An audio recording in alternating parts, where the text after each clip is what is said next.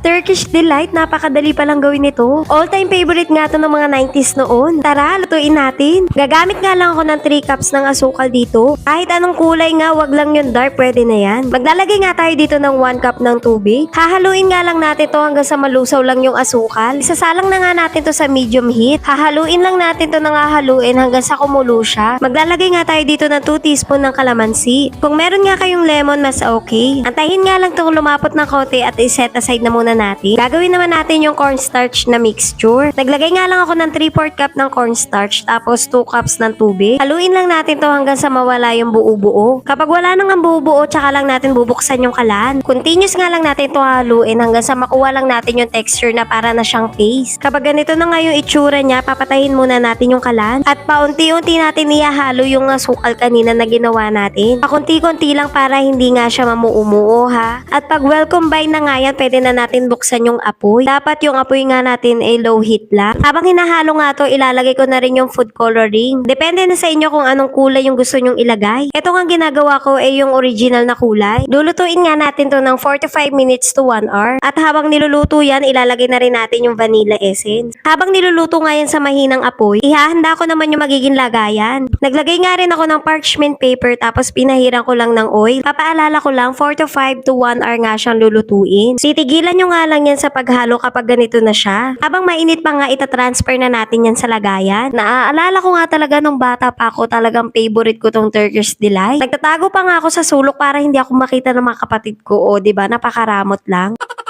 Palalamigin nga lang natin ng at least 4 hours yung ginawa nating mixture. Habang inaantay naman natin yun, nai-ready naman natin tong pang-coating. Gumamit nga lang ako ng half cup dyan ng cornstarch tapos 1/4 ng powder sugar. Pwede nyo naman bawasan yung powder sugar, depende na lang sa panlasa nyo kung ayaw nyo na masyadong matamis. Bago ko nga inilagay itong Turkish Delight, nagbudbud muna ako ng cornstarch para hindi siya dumikit. At ganun nga rin sa ibabaw at gilid. Kapag okay na nga yan, hihiwain na natin yan. Pero hindi ko na nga napakita sa inyo, nag-magic na lang ako. Kukoat na nga natin yung mga hiniwa natin dito sa pinaghalo nating powder sugar tsaka cornstarch. Parang dati lang binibili ko to, ngayon kaya ko na rin siyang gawin. Ikaw, anong kwento mo kapag naaalala mo tong Turkish Delight?